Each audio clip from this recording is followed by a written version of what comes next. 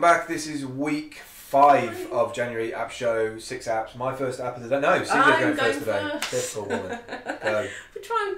My first app is Infinity CV Builder, with all the stuff that's going on with getting jobs, or being out of work, or if you've just lost a job, or you're just trying to change jobs. CV is really important, and at the end of the day, they just want to see the most tight, formatted, looking through loads and loads of CVs. So the Infinity CV Builder is, you put all your details in and it allows you to generate a PDF of that. You can create multiple CVs. It's very, very simple, but it's a nice app to keep all different CVs and update different ones. But it is really simple, and it just prints out a perfectly formatted app with all the traditional headings, which we might think are a bit boring, but there's no point in being funny about your headings, because recruitment people just are going through so many. You're rattling on.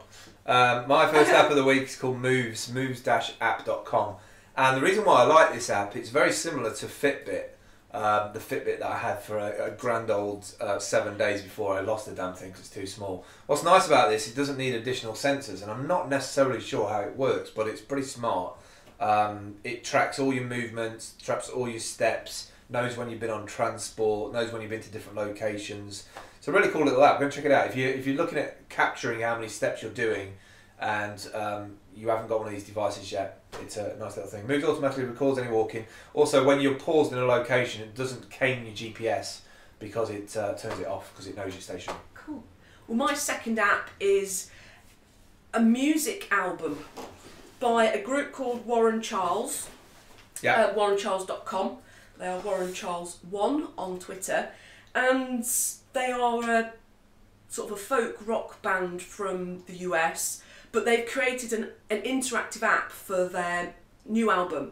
So you can stream it on the app, or you can buy it, so it means you can listen to the whole thing beforehand. It's got a lovely interface of little games and little bits and pieces and all about them. I really like it. I think it is a real way for musicians to start to go for you know, creating something of extra value.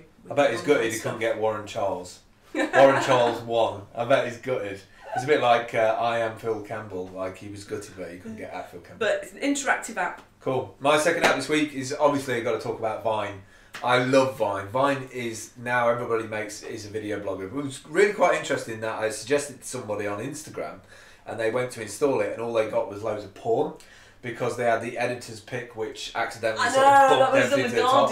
But, you know, bad press, good press. I mean, to be honest, Twitter have done a real smart move here, because they know people are going to capture stuff and share it to Twitter, so it's more engagement in terms of bringing people back to Twitter. But I love it. Vine.co.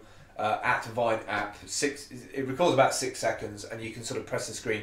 The interesting thing about this is it did what Path did, which was bring a new controller into the mix. You've never had an app where you have to hold your finger on a screen to record a video. That's what changes things, is when you create an app that does something that didn't do it before. Yeah. Well, my third and final app is more on business line, the Company's House new app. And you think, doesn't that sound a bit boring? But I found it very, very useful. You go to companieshouse.gov.uk, and one of the tabs at the top is for the app.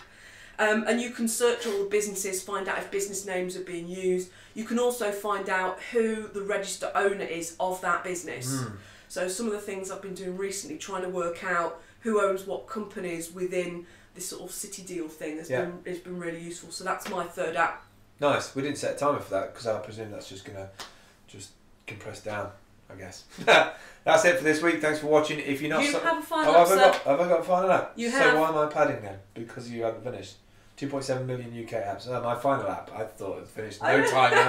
No, it automatically goes through, doesn't it? Okay. Shockingly, I didn't speak long enough. stowapp.com from Apptifica.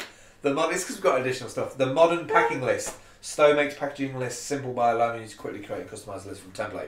So basically, have you ever been on a camping mission, or you've ever been, I don't know, setting up to go abroad, travelling or whatever, and you don't know how to create a list?